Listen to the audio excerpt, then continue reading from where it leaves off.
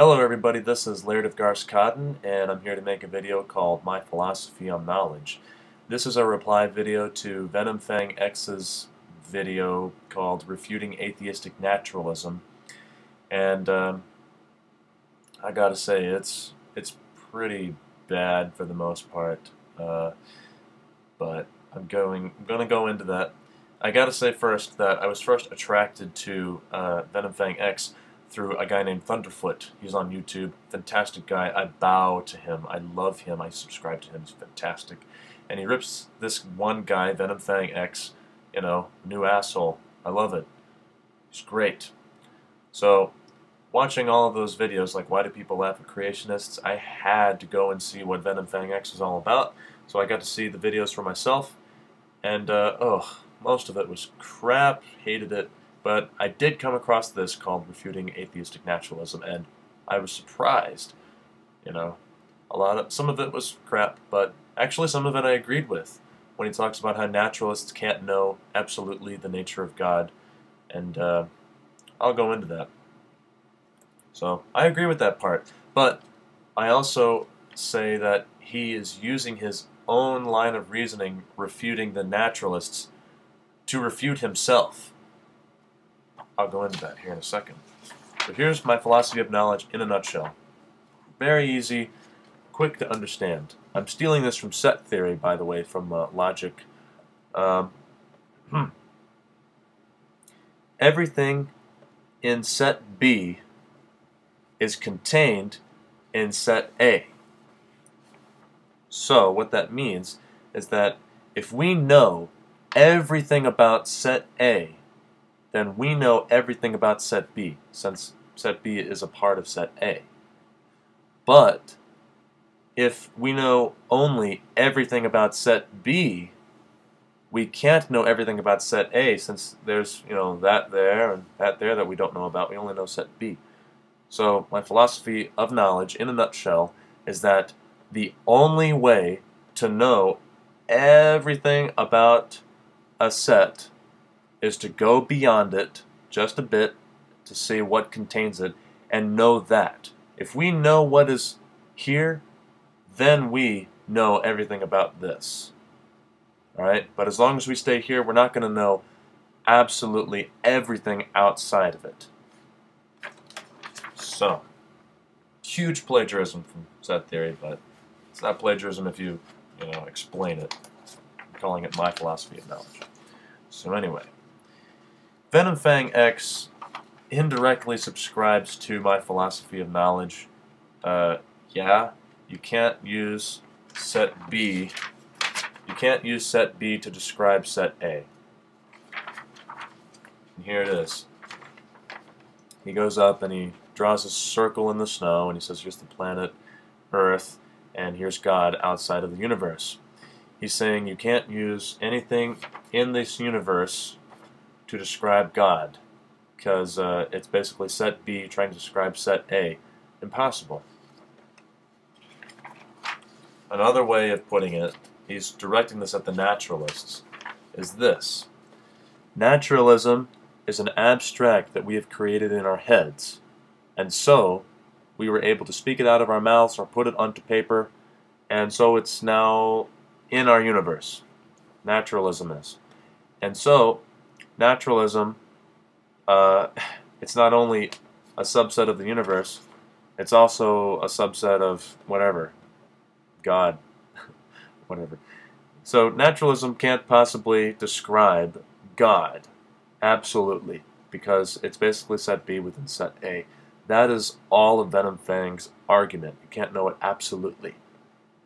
Naturalists would agree. You can't know it absolutely through naturalism. They say you have to use it. It has to be an approximation. Naturalism will just slowly grow, observing things that they can.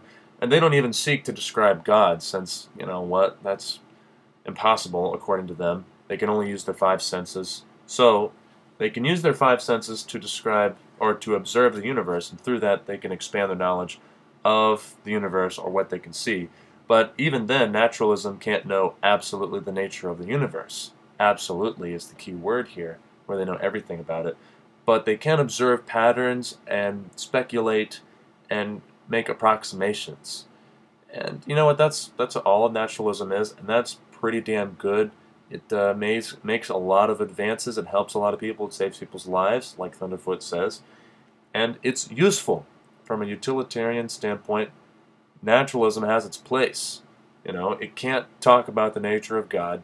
You're right, Venomfangx. But you're guilty of the same thing. Because in your video, you profess to use naturalism. I mean, not naturalism. You profess to use rationality.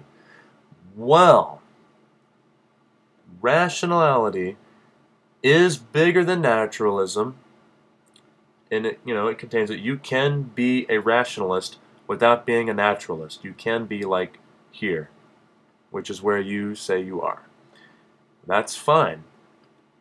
But rationality is also contained in the universe, which is contained in God. So rationality is a set B, and God, I guess we can assume, is not a set, but assume it is a set A. Rationality can't possibly describe God. It's beyond everything. So, Venomfangx, you're trying to prove that God is your God, is, King Zeus on a cloud. Impossible. Because it's rationality. That's what you're using. You're proving naturalism. You're refuting it. You can't use it. You can't prove absolutely the nature of God. Well, rationality is the same way. Impossible. You can't even describe the nature of the universe this way, because rationality isn't bigger than the universe. It's an abstract that we have created in our minds. So we put it out on paper, and so it is, it's a part of the universe. So it can't possibly describe the whole of the universe, let alone God. So get off your high horse. And even more so, even if you don't use rationality and you say, I'm going to take a leap of faith, place my hand on the Holy King James Bible, and say, this is the nature of God, well, you know what? By your same argument, the Bible, I'm assuming it's the King James Bible, is also something that we have created, and it belongs to the universe, and therefore it can't prove the nature of God. Now, even if, assuming that the Word of God comes through Jesus, and it comes out of His mouth, it's still coming out of His mouth. It's still coming out in like language, and language is a part of our universe because we created it. Or even then, you write it down. Even better still, you write it down on a piece of paper, and then it flows through centuries and councils, and eventually you get the King James Bible, whatever, where I'm not going to describe the whole process of how it comes. That is still, whether it be from God, still came into the human brain, still came out the mouth. It is still in this universe, and it still can't possibly describe the nature of God. It's limited. It's impossible. So, all you creationists out there who know the nature of God, even the nature of the universe, that's pretty damn impossible. Okay, you can't know absolutely the nature of the universe. Stop yakking about it. And stop yakking about God. Be humble. Like, okay, rationalists and naturalists, for the most part, are humble. They say, okay, I'm going to approximate, what the nature of the universe is. They can't know absolutely what they're thinking. And they're always changing their opinions and thinking and hashing it out. It's because they can't know absolutely. They're humble. Unlike creationists who say, yeah, we're here. This Bible is bigger than the universe. Bullshit. If it was bigger than the universe, it would contain naturalism, which it doesn't. Bullshit. You don't know the nature of the universe, and you can't possibly know the nature of God either, because that would mean the King James Bible would have to be bigger than God, and wow, that's pretty arrogant. No, you can't.